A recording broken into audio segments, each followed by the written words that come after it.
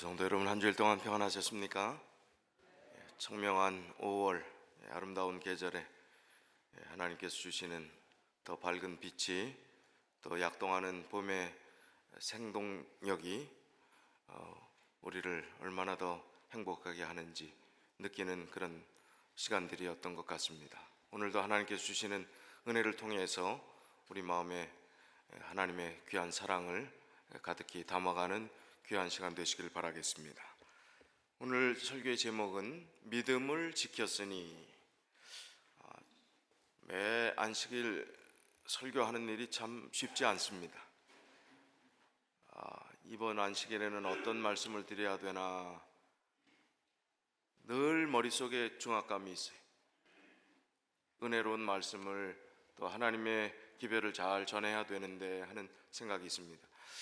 근데 계속해서 어떤 말씀을 드릴까 고민하고 생각하는데, 믿음을 지켰으니, 이 단어가 계속 떠오르는 겁니다. 믿음을 지켰으니, 믿음을 지켰다는 의미가 무엇일까 계속 생각하면서 오늘 말씀을 정하게 되었습니다.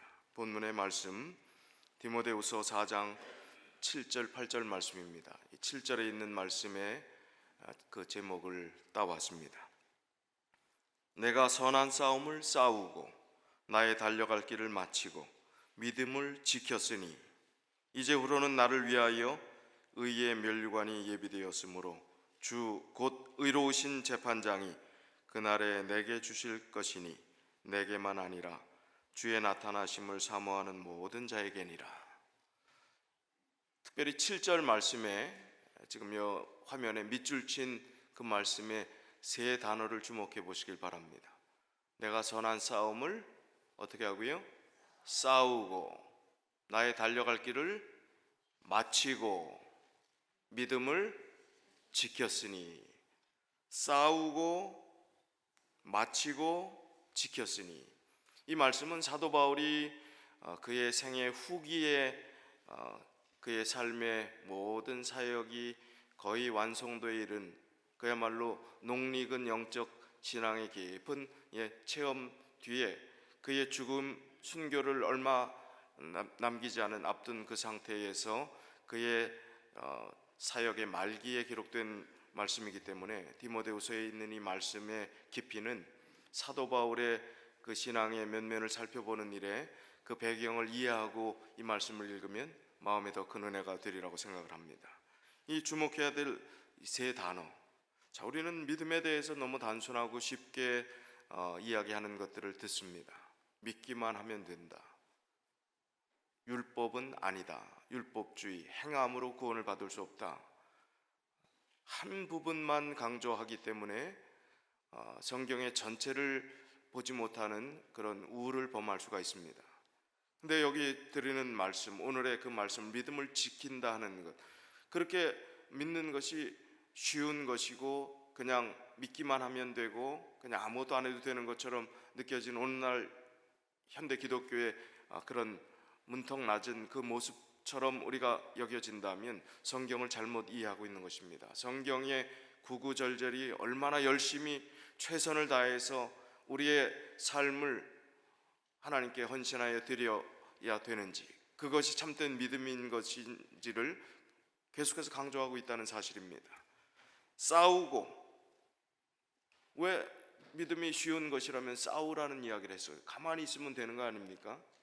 그냥 편안하게 지내면 자동으로 구원받고 하늘나라 가는 것이라면 무슨 싸우고라는 표현을 했겠습니까? 구원의 조건이 행위로 말미암지 않는다는 것입니다. 예수님의 십자가의 구원으로 말미암는다는 것입니다. 그러나 믿는다는 것은 말로만 믿는 것이 아닙니다. 마음으로 믿는 것, 행동으로 믿는 것, 그리고 자기의 삶 전체가 하나님께, 우리의 삶의 모든 목적과 방향이 하나님께 가 있는 것을 믿는다라고 할 수 있는 것입니다. 그래서 여기 믿음을 지킨다는 그 개념 속에 어떻게 보면 행위를 강조하는 것처럼 들리는 그 말씀이 있습니다. 이건 율법주의가 아니라 열심을 이야기하는 것입니다. 신실함을 이야기하는 것입니다. 참됨을 이야기하는 것입니다. 바로 믿는 것을 말씀하는 것입니다. 싸운다는 것, 우리의 싸움은 에베소서 6장 12절에 뭐라고 그랬습니까? 우리의 싸움은 혈과 육에 대한 것이 아니요 통치자들과 권세들과 이 어두움의 세상 주관자들과 하늘에 있는 악의 영들을 상대함이라 그랬습니다. 우리의 씨름은 혈과 육에 대한 것이 아닙니다. 여러분이 싸울 대상은, 싸울 중요한 타겟은 영적인 싸움이 되어야 합니다. 악과의 싸움이 되어야 합니다. 사단의 괴계를 능히 물리치기 위해서 싸우는 싸움이 되어야 합니다. 그래서 인간적인 부분에서 혈과 육에 대한 싸움이 내 삶에 개입되어 있다고 한다면 영적인 싸움으로 전환하세요. 왜냐하면 우리의 힘을 분산시킬 이유가 없습니다. 낭비시킬 그런 상황이 아니기 때문입니다. 영적인 싸움을 하기도 우리 스스로는 안 됩니다. 하나님께서 도와주셔야 가능하고 버겁습니다. 그래서 육신적인 여기 씨름, 우리의 씨름은 혈과 육에 대한 것이 아니라고 그랬는데 그런 에너지를 우리가 한 곳에 집중을 시켜야 되겠습니다. 그래서 좀 서운하고 또 여러 가지 인간적인 관계에 있어서 뭔가 마음에 걸리는 그런 부분이 있다면 그 싸움의 집중도를 영적인 곳에 옮겨서 우리의 마음을 정리하고 하나님 안에 주시는 은혜를 체험하면서 정말 우리의 싸움의 대상을 바로 이해하는 것이 중요하다고 생각합니다. 디모데전서 6장 12절에도 믿음의 선한 싸움을 싸우라. 영생을 어떻게 하라고요? 아니, 거저주는 거 아니에요? 근데 뭘 취하라, 싸우라, 왜 이런 말씀을 왜 주셨습니까? 그냥 그렇게 쉽게 생각하고 아무것도 안 하고 하나님 우선순위가 아니고 우리의 삶에 다른 데 온통 관심이 가 있으면서 난 하나님 믿는다고 몸만 와 있고 하는 그것이 안전하지 않기 때문에, 그것은 바른 믿음이 될 수 없기 때문에 사도 바울이 분명히 이야기한 것입니다. 믿음의 선한 싸움을 싸우라고요. 영생을 어떻게 하라고요? 취하라는 것은 쟁취하라는 것입니다. 노력해서 얻는 것을 이야기하는 것입니다. 율법주의 개념이 아니라 그 정도의 열심을 가지고 하나님을 섬겨야 된다는 말씀을 하는 것입니다.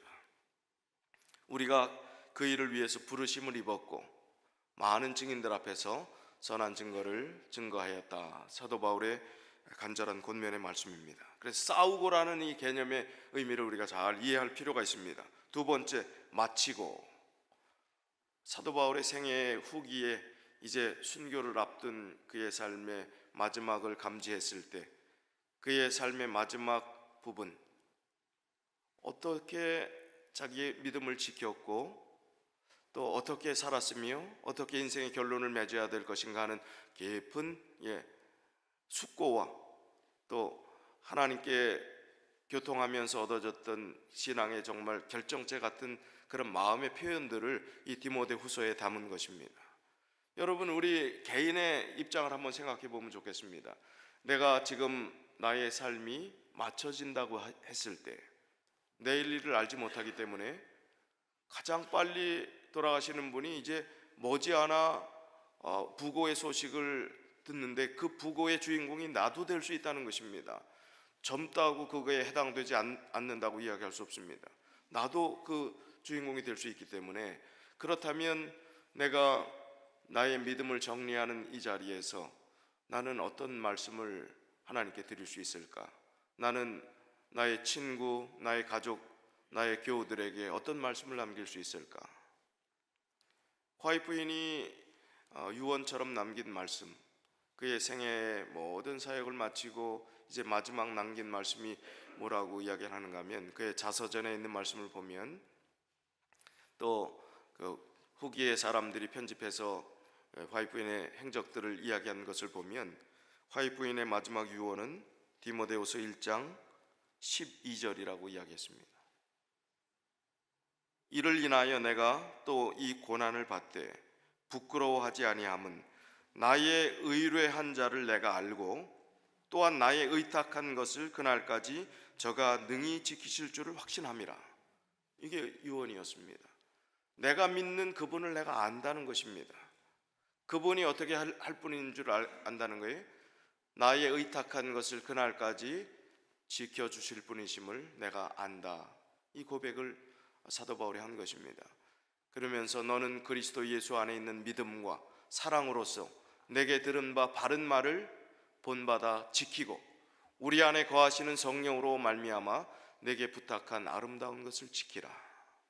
우리의 생애의 마지막 때 정말 이 디모데후서 1장 12절에 있는 이 말씀처럼 사도 바울처럼 내가 아는 분, 내가 신뢰하는 분, 내가 맡긴 분, 그분을 내가 안다.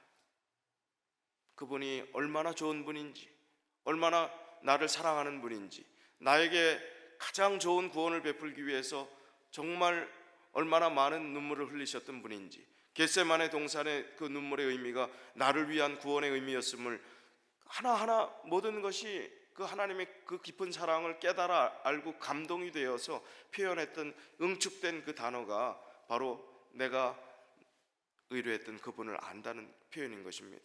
우리의 삶 가운데서 나의 삶이 언제 어떻게 끝날 줄 안다면 얼마나 준비할 수 있는 시간이 있고 좋겠습니까? 그런데 갑자기 당하는 일이기 때문에 준비할 수 있는 시간이 없어요. 그 준비는 지금입니다. 오늘입니다. 이 말씀 듣는 이 순간, 이 시간에 내가 준비할 수 있는 나의 마지막 문장은, 단어는 무엇일까? 우리가 생각해 봐야 합니다. 그리고 그 말씀에 의해서 다시 한번 결심하고 또 하나님께 헌신하고 나의 삶을 추스리고 하는 일들이 필요한 것입니다. 그래서 마치고라는 이 의미가 우리 삶 가운데서 계속돼서 중요한 교훈으로 남겨질 때 하나님 안에서 바른 믿음과 바른 길을 걸어갈 수 있는 어떤 중요한 계기를 제공할 수 있다는 것입니다. 자, 여기 있는 이 말씀 중에서 아까 14절에 내게 부탁한 아름다운 것을 지키라 하는 말씀이 있지요. 오늘 세 번째 유의할 단어는 지켰으니라는 그 단어입니다. 믿음을 지키는 것이 참 중요한 이유가 있습니다. 오늘날 너무나 값싼 구원을 이야기합니다. 기독교의 본질은 값싼 구원이 아닌데 믿기만 하면 구원받는다 하는 이야기들이 너무 팽배해 있기 때문에 참된 구원의 의미가 약화되어 있습니다. 기독교의 헌신과 희생이 없는 이유가 오늘날의 많은 사람들이 기독교인이 기독교인답지 않다고 이야기를 하는 것, 지탄을 받는 이유는 바로 이 믿음에 대한 개념들이 왜곡되었기 때문에, 너무 가볍게 여겨지기 때문에 그렇다는 것입니다. 디모데전서 1장 19절에 있는 말씀을 보면 믿음과 착한 양심을 가지라. 어떤 이들이 이 양심을 버렸고 그 믿음에 관하여는 파선하였느니라. 자, 예정론 개념에서 하나님이 한번 구원하면 그 구원을 줬다 뺏었다 하는 분이 아니기 때문에 어떠한 일이 있어도 구원받는다 하는 그 논리가 맞습니까? 이 성경 구절 보니까 맞아요, 틀려요? 틀립니다. 믿음과 착한 양심을 가지라. 어떤 이들이 이 양심을 버렸고 그 믿음에 관하여는 파선하였느니라. 믿음도 신앙의 양심도 끝까지 지키지 않으면 나도 어떻게 될 수 있다고요? 믿음에서 떠날 수 있고 파선할 수 있다는 게, 배가 파선당할 수가 있다는 말씀을 하는 것입니다. 그래서 끝까지 한결같이 믿음을 지키는 일들이 얼마나 중요한 것인가. 그 다음 말씀이요, 고린도전서 10장 12절이요 그런즉 선줄로 생각하는 자는 넘어질까 조심하라. 신앙은 안심 단계가 없다는 것입니다. 구원받은 하나님의 백성들이 그럼 난 이 정도면 되겠구나, 걱정 없다, 천만에요.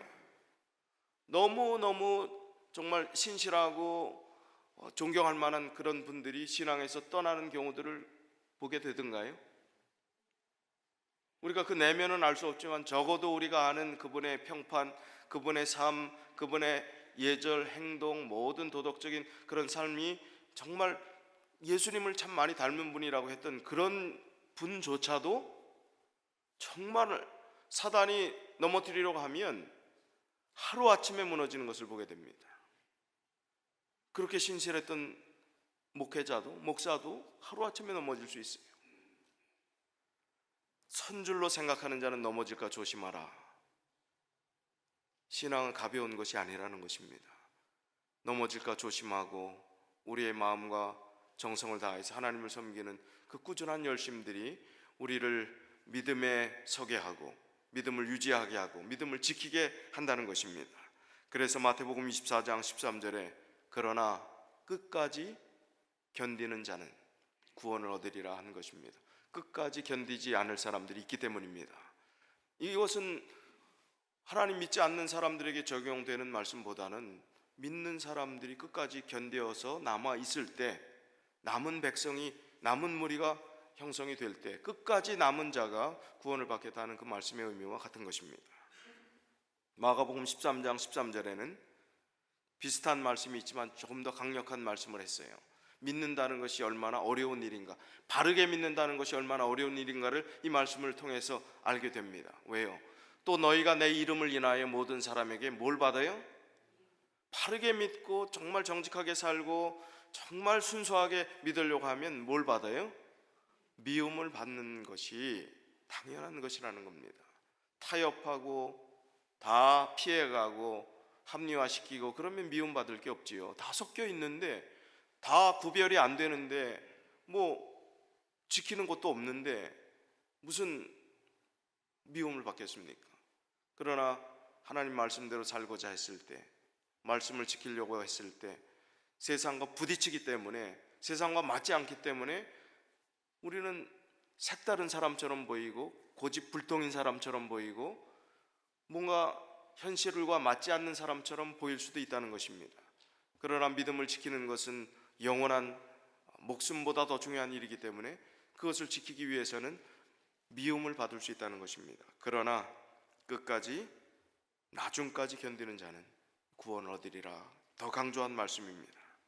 자, 그렇다면 믿음을 지킨다는 것이 참 중요한데, 제가 몇 가지 정도 이렇게 머릿속에 떠오르면서 한 5가지 정도로 믿음을 지킨다는 것은 도대체 뭘까? 어떻게 하면, 어떤 마음의 자세를 가지면 믿음을 지킬 수 있을까 생각을 했습니다. 첫 번째는 자기 자신과의 선과 악의 영적 전투에서 승리하라 하는 것이 첫 번째 믿음을 지키는 비결로 말씀을 드릴 수 있습니다. 잠언 4장 23절에 보면 무릇 지킬 만한 것보다 더욱 내 마음을 지키라. 생명의 근원이 이에서 남이니라. 마음을 지키는 것, 생명의 근원이 여기서부터 난다. 내 마음을 잘 지키는 것이 중요하다는 것입니다. 내 힘으로는 안 되는 것입니다. 하나님께서 도와주시고 하나님과 교통하고 하나님과의 관계를 끝까지 잘 유지할 때 그걸 지킬 수 있는 것입니다. 낙타라는 동물을 여러분 아시죠? 이 낙타가 하나님께서 참 이 동물들을 자세히 알고 보면 창조주 하나님이 얼마나 기가 막힌 계획과 그런 설계도를 가지고 이 동물들을 지었을까, 너무 경탄에 맞지 않는 경우가 많습니다. 이 낙타는 어디에 살기 적합하게 창조되었습니까? 사막에. 그렇습니다. 낙타의 머리는요, 어떻게 생겼는지 한번 상상해 보세요. 눈썹이 어떻습니까? 길어요. 그 눈썹이 길지 않으면 우리가 샤워할 때 요게 없으면 어떻게 될까요? 요 눈썹이 물이 그냥 다 들어옵니다. 들어오는 거 미처 걸러주지 못한 거는 또 뭐가 걸러져요? 속눈썹. 가짜 속눈썹 길게 하면 많이 걸러질지 모르겠어요. 그 다음에 거기서 걸러지지 못한 건 코에서 또 흘러내려갖고 콧구멍 안으로 들어가지 않습니다. 얼마나 신묘막측하게 하나님께서 창조하셨는지. 코가 아무리 낮아도 물 들어가는 사람은 없어요. 기가 막히게 만들었습니다. 낙타. 이 낙타의 이 머리를 생각해 보면 눈썹과 눈두덩이가 아주 두껍게 이렇게 되어 있습니다. 그래서 이 사막의 모래바람을 잘 견딜 수 있는 구조가 되었다는 것입니다. 또 허파를 보호하기 위해서 코에 아주 예민한 근육이 있어서 모래가 들어오지 못하게 그것을 차단하는 기능이 있다고 합니다. 두꺼운 가죽과 털이 있어서 낮의 태양과 밤의 추위를 견딜 수 있게 한다는 것입니다. 또 이 낙타의 발굽은 다른 그런 비슷한 짐승보다 훨씬 넓답니다. 뜨거운 모래 위를 걸을 수 있도록 그렇게 아주 잘 만들어졌다는 것입니다. 낙타의 등, 육봉이라고 그러죠. 육봉. 이 등은 지방을 저장하는 곳입니다. 낙타 한 마리가 평균 45kg의 지방을 이 육봉에 담고 다닌다는 것입니다. 그래서 오랫동안 먹지 않아도 이 육봉에서부터 나오는 에너지를 가지고 자기를 지킬 수 있는 거예요. 견딜 수 있는 것입니다. 낙타의 소변은 농도가 아주 굉장히 진하답니다. 냄새가 아마 지독한 모양이에요. 왜냐하면 수분의 배출을 최소화하기 위해서 아주 농도를 진하게 해서 독소를 빼내게 하는 그런 기능이 있다고 합니다. 물이 많이 필요하기 때문에 물을 먹으면 되새김질한대요. 물도. 그래서 낙타의 곁에 가면 꼬르륵 꼬르륵 소리가 난대. 배고픈 소리가 아니라 물 되새김질하는 소리가 들린다는 것입니다. 사막의 이 밤낮의 일교차가 얼마나 큽니까? 낮에는 그렇게 덥고 밤에는 막 춥잖아요. 그 체온이 가변적이기 때문에 물이 부족하면 주위의 조직으로부터 수분을 공급받아서 체중을 25%까지의 수분을 혈액에 뺏기고도 살 수 있는 구조로 되어 있다는 것입니다. 물도 음식도 항상 되새김질하기 때문에 2번 먹는 거나 마찬가지라는 것입니다. 항상 내장 운동을 시켜서 건강하게 만드는 것. 이 낙타는 사막에서 자기와의 싸움에서 철저히 승리하게 하나님께서 그렇게 만들어 주셨다는 것입니다. 하나님의 은혜로 환경을 이기고 또 자기를 이기는 동물이 낙타입니다. 자, 그럼 낙타를 그렇게 만들어 주셨다면 이 험난한 세상에서 살아야 될 하나님의 형상을 닮은 우리들은 어떻게 만드셨겠습니까? 다 그냥 연약하고 실패하고 다 무너지게 만드셨을까요? 낙타에게 준 기능은 없어도 우리에게 하나님의 품성, 하나님을 닮은 마음, 하나님을 사모하는 마음, 그 모든 신앙심을 주셔서 이 험난한 세상을 이길 수 있는 지혜를 가지고 하나님을 의지하고 말씀을 의지하고 살아갈 때 낙타가 그 모진 환경에서 견딜 수 있는 것 이상의 우리 자신을 지킬 수 있는 그런 능력을 하나님께서 우리에게 부여하셨다는 것입니다. 그것을 우리가 모르고 발견하지 않고 마치 고아처럼 하나님 없는 사람처럼 하나님께 구하지도 않고 간구하지도 않고 말씀을 찾지도 않고 지혜를 구하지도 않고 하나님께 맡기지도 않기 때문에 가장 나약한 존재로 우리가 스스로 힘들게 어렵게 살아가는 것이 아닌가 하는 생각들을 해봅니다. 우리가 우리 자신과의 싸움에서 이길 수 있게 하는 원동력을 주신 분, 그 힘을 주신 분이 하나님이시기 때문에 우리 마음을 지키고 살아가게 될 때 하나님이 우리에게 베푸신 은혜가 얼마나 큰 것일까.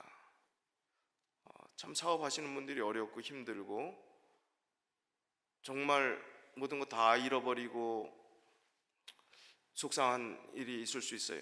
그런데 견딜 수 있고 더 이상 원망하지 않고 오히려 하나님 감사합니다, 하나님께서 주실 뜻을 구합니다 라고 할 수 있는 것은 얼마나 큰 은혜입니까? 얼마나 참 귀한 믿음의 사람들이냐 하는 거예요. 지금 여러분 비즈니스 하는 거 그대로 팔면 뭐 굉장한 돈 법니까? 하나도 못 건지고 그냥 나온다 할지라도 내가 하나님 안에서 믿음 가지고 그동안 살아왔던 거 감사합니다라는 간증하는 분들 이야기 듣고 얼마나 제가 목사가 참 내가 그 상황이면 내가 그런 믿음을 가질 수 있을까? 그런 생각이 들더라고요.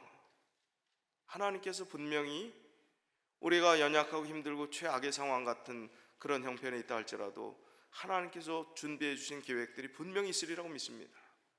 그리고 그 뜻을 헤아릴, 그리고 그 뜻을 분명히 이해할 날이 분명히 오리라고 믿습니다. 그래서 우리 자신을 지켜야 합니다. 어떤 상황에 따라서 우리의 마음들이 오락가락하는 것이 아니라 우리 마음을 지켜야 하는 것입니다.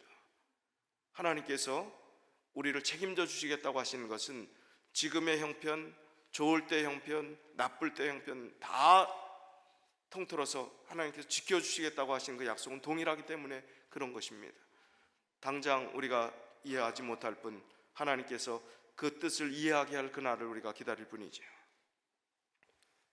그 다음에 믿음을 지킨다는 것이 무엇일까? 두 번째는 열심을 내라, 회개하라 하는 이 라오디게아 교회에 보내는 요한계시록 3장 13절로 22절에 있는 이 말씀의 권면이 믿음을 지키는 비결이구나 그렇게 생각을 했습니다. 오늘날 기독교는 회개가 사라지는 그런 형편에 처해 있다 하고 탄식을 합니다. 회개 대신 그 단어를 대체하는 단어가 기독교 안에 들어왔습니다. 그게 뭐냐 하면 힐링이에요. 힐링, 치유라는 단어입니다. 그래서 요즘 순수한 복음주의자들이 다시 회개의 본질을 되찾는 운동들을 하고 있습니다. 왜냐하면 상처받은 자를 치유한다, 하나님의 이름에 대한 것도 이것저것 가져와서 치유하고 힐링한다고 해갖고 굉장히 나약하게 만들었어요. 치유하니까 치유는 굉장히 소극적인 것이고 피동적인 것입니다. 그냥 치유는 어떻게 하는 거예요? 다른 사람을 통해서, 다른 방법을 통해서 결국 거기다 하나님까지 끌어들여서 하나님이 우리를 치유, 물론 아니라는 건 아닙니다. 회개가 빠진 치유가 문제라는 것입니다.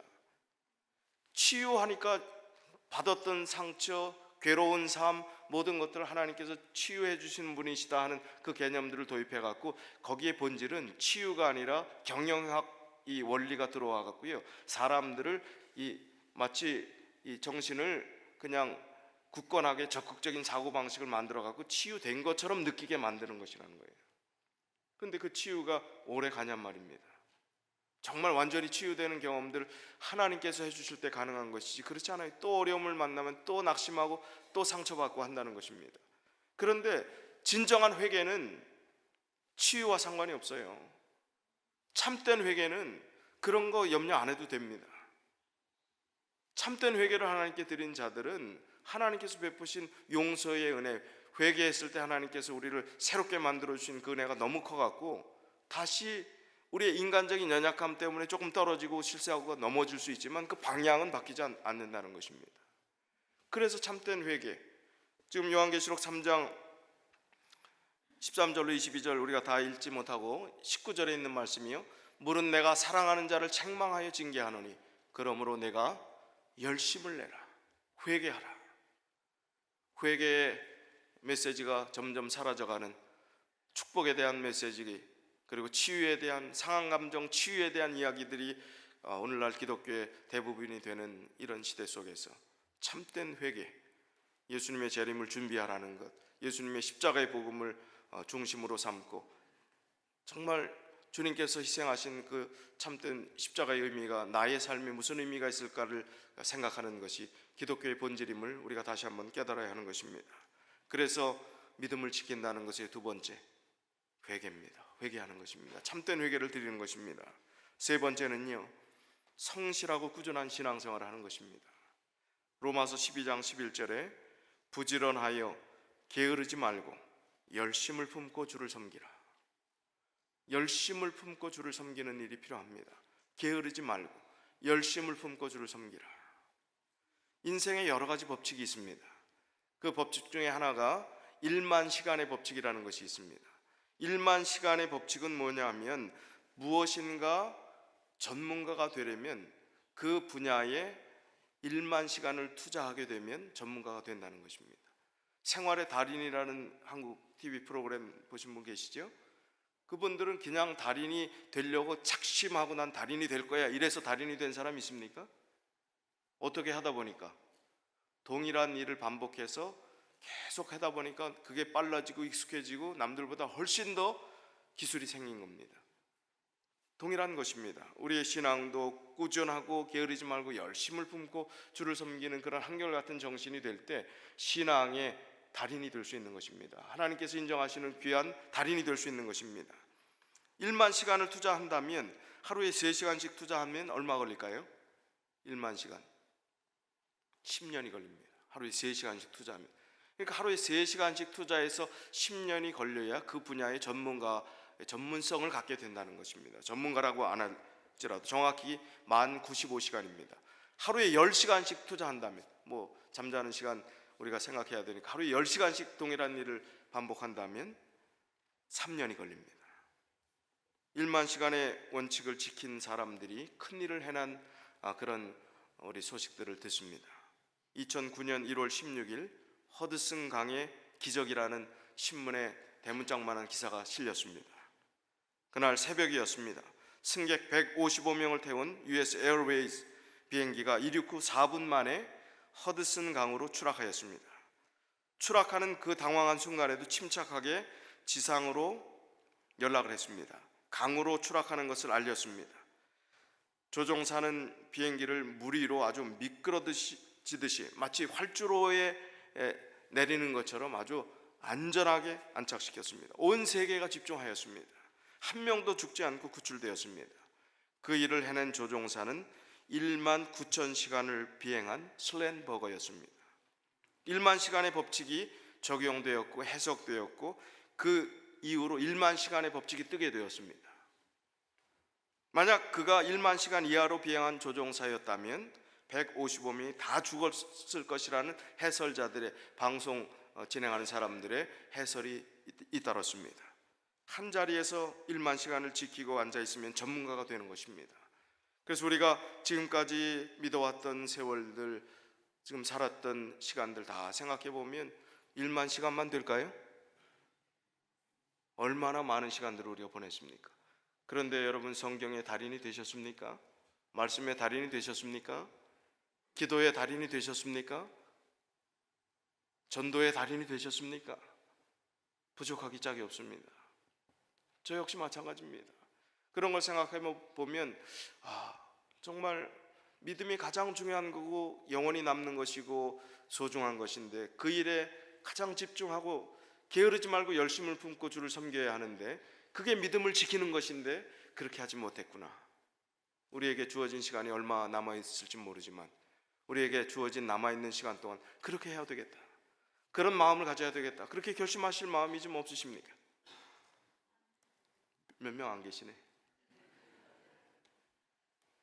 정말 그렇게 해야 합니다. 믿음을 지키는 길입니다. 네 번째는 세상에 살지만 세상에 속하지 않은 삶을 살아가는 그 삶이 믿음을 지키는 것입니다. 요한복음 17장에 예수님의 유명한 기도가 나오지요. 이 기도문의 14절부터 16절에 그런 말씀이 나옵니다. 내가 아버지의 말씀을 저희에게 주었사오매 세상이 저희를 미워하였사오니 이는 내가 세상에 속하지 아니함 같이 저희도 세상에 속하지 아니함을 인함이니이다. 내가 비옵는 것은 저희를 세상에서 데려가시기를 위함이 아니요 오직 악에 빠지지 않게 보전하시기를 위함이니이다. 내가 세상에 속하지 아니함 같이 저희도 세상에 속하지 아니하였사옵나이다. 세상에 살지만 여기에 속하지 않고 휩쓸리지 않을 그런 신앙과 믿음의 정조를 지키라는 것입니다. 참 얼마나 어렵습니까? 이 세상에 살면서 세상에 속하지 않은 사람이 된다는 게 얼마나 어려운 일입니까? 그러나 그렇게 하라고 말씀하십니다. 휩쓸리다 보면요, 양보하다 보면요, 같이 이 세상의 모든 풍조를 따라가다 보면요, 결국은 하나님과의 꽤 먼 거리를 나도 모르게, 내가 그런 풍조에 따라가는지 아닌지도 모르게 내 자신이 어떤 존재인지조차도 모르는 그런 엄청난 결과를 초래할 수 있기 때문에 그렇다는 것입니다. 잠언 7장 22절에 보면 그 말씀이 나옵니다. 우리가 얼마나 쉽게 세속에 빠질 수 있는지를 이렇게 비유로 표현을 하고 있는데, 소년이 곧 그를 따랐으니 소가 푸주로 가는 것 같고 미련한 자가 벌을 받으려고 쇠사슬에 매이러 가는 것과 일반이라. 이 말씀 21절부터 좀 보면 좀 쉬운 성경으로 설명을 드리면 좀 더 이해하기가 쉬우시겠죠. 21절, 22절을 우리가 세상적인 것을 성경은 창녀, 음녀 이런 표현들을 합니다. 여기 창기 이런 표현들이 나오는 것은 다 세속적인 것의 대명사라고 생각하시면 좋겠습니다. 21절 말씀, 22절 말씀을 제가 23절까지 쉬운 번역 성경으로 좀 읽어드리겠습니다. 그녀는 달콤한 말로 이 젊은이를 유혹하여 그를 넘어가게 했다. 그 젊은이가 그녀를 선뜻 따라가니 도살장으로 끌려가는 황소와 같고 졸지의 올무에 걸려든 수사슴 같구나. 결국 화살이 그 심장에 꽂힐 것이다. 그것은 그물을 향해 날아드는 새가 자기 생명의 위험을 알지 못하는 것과 같구나. 이 세상에 살면서 세속적인 삶을 살아가는 것은요, 나도 모르게 끌려가는 거예요. 지금 도살장으로 가는데도 모르고 있다는 것입니다. 올무에 걸리는데도 모르고 있다는 거예요. 새가 그물을 향해서 날아가는데 자기의 운명이 어떻게 될지도 모르고 그냥 그리로 가는 것이라는 것입니다. 세속이라는 것은 나도 모르게 그렇게 된다는 것입니다. 그래서 옛날 왜 과거에 우리 교회는 너무 고리타분하게 뭐 소설도 보지 마라, 뭐도 하지 마라, 극장도 가지 마라, 왜 그랬는가? 눈높이가 안 맞지요. 현실과 너무 안 맞는 얘기들이죠. 그러나 하나님 말씀에서 세속에 빠지지 않도록 보존하기 위해서 얼마나 노력들을 했는가. 우리 믿음의 선배들이 얼마나 각고의 노력들을 하면서 마치 율법주의적인 그런 행동까지 하면서 그렇게 했을까라는 것이 조금은 이해가 됩니다. 너무나 쉽게 하나 둘 아무것도 아닌 것처럼 생각했던 것을 우리가 양보하고 무너뜨리게 되면은 나중에 나도 모르게 끌려가는 줄 모르고 그 운명은 결국 화살에 맞아 그 심장에 화살이 꽂혔는데도 죽는 줄 모르고 있다는 말이에요. 그렇게 된다는 말씀을 여기 하고 있는 것입니다. 그래서 이 70인역 번역에도 여기 개가 끈에 매달린 것 같고, 끈에 매달렸으면 한계가 있는 것인데 개는 모르고 있다는 게 매달려 있다는 것을 자기 세상인 줄 안다는 것입니다. 숫사슴이 간에 화살을 맞은 것 같다. 70인역은 그렇게 번역했고, 불가타 번역은 깡충깡충 뛰놀고 있는 어린 양 같고, 양고기 될 텐데 좀 있으면 미련한 자가 속박당하기 위해 끌려가고 있는 것을 모르는 것 같다. 이렇게 번역했습니다. 세속에 우리가 물들어 있는 것, 이 세상 살면서 그렇게 된다는 것은 우리도 모르게 그렇게 될 수 있음을 이야기하는 것입니다. 그래서 이 세상에 살지만 세상에 속하지 않는 삶을 살아라 하는 그 권면의 말씀은 바로 믿음을 지키는 중요한 이유가 되는 것입니다. 사도행적 384쪽에 보면 그들의 주목을 구주에게서 돌이키려고 세속적 매력들이 제시될 것이나 그들은 하나님의 얼굴을 뵙고자 하는 희망은 그들의 달성에 필요되는 온갖 노력과 희생을 할 만한 가치가 있다는 것을 세상과 천사들과 사람들에게 보이면서 목표를 향하여 전진해야 한다. 이 세상에 유혹이 분명히 있다는 것입니다. 믿는 사람, 교회 안에 뭐 다 있다는 것입니다. 매력적인 세속적인 유혹들이 있을 것이라는 겁니다. 그러나 우리의 희망은 하나님의 얼굴을 뵙고자 하는 그 희망이 분명하기 때문에 어떻게 해요? 그것을 달성하기 위해서 온갖 노력을 하고 또 온갖 희생을 해도 그 희생과 노력을 할 만한 가치가 있다는 것을 깨닫게 될 것이라는 겁니다. 바르게 믿는다는 사람들은요. 그래서 그거는 행함도 아니요 율법도 아니요 하나님을 사랑하는 자원하는 마음으로 그 일을 하되 그 계명은 그 짐은 무거운 것이 아니라 하는 말씀을 할 수 있게 된다는 것입니다. 그것이 이 세속을 이길 수 있는 믿음을 지키는 중요한 이유가 되는 것입니다. 그 다음 마지막 다섯 번째입니다. 아버지의 마음을 아는 것, 그것이 믿음을 지키는 것입니다. 철없을 때 이 자녀들이 부모의 마음을 아는 것. 오늘 어버이 마음 우리가 카네이션도 꽂고 어버이의 마음, 어머니에 대한 그 시를 또 읽으면서 들으면서 저희가 감동을 받았지 않습니까?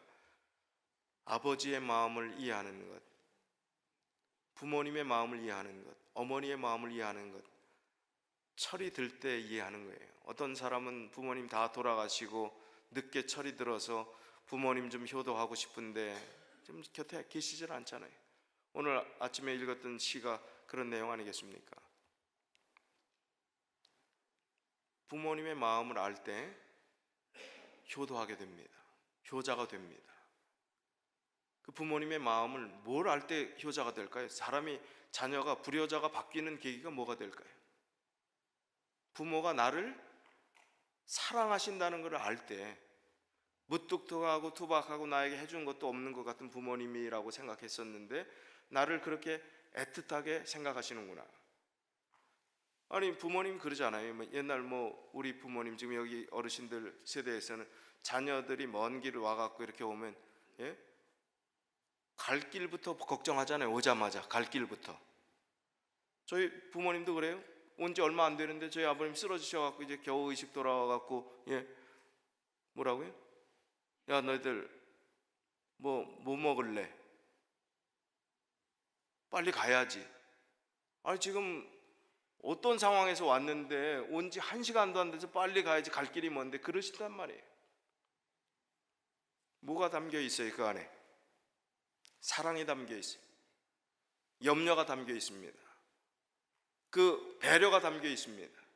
그 사랑을 알 때 자녀들이 부모님의 사랑이 얼마나 큰지를 깨달았을 때 부모님에 대한 그 마음이 더 가는 것입니다.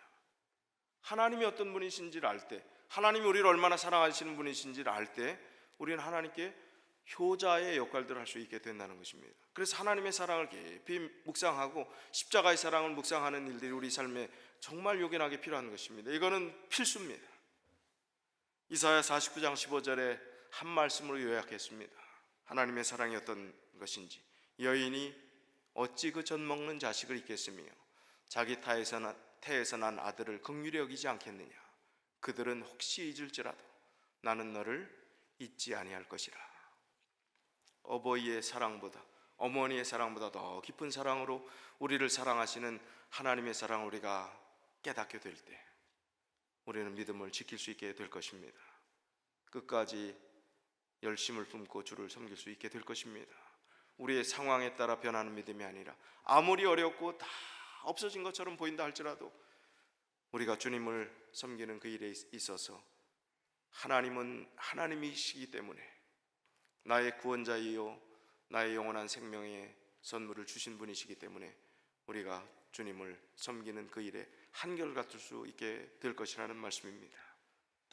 결론입니다. 디모데후서 4장 7절 8절 내가 선한 싸움을 싸우고 나의 달려갈 길을 마치고 믿음을 지켰으니 이제부로는 나를 위하여 의의 면류관이 예비되었으므로 곧 의로우신 재판장이 그날에 내게 주실 것이니 내게만 아니라 주의 나타나심을 사모하는 모든 자에게니라. 이 말씀이 우리의 생애에 정말 큰 지침이 되어서 싸우고 마치고 지키는 참된 믿음을 소유하는 우리 모든 믿음의 가족들이 다 되시기를 간절히 바라면서 말씀을 줄이겠습니다. 오늘은 어버이 주간을 맞이해서 우리 헌금 시간에 고성훈 집사님께서 특별한 찬송을 하시도록 하겠습니다.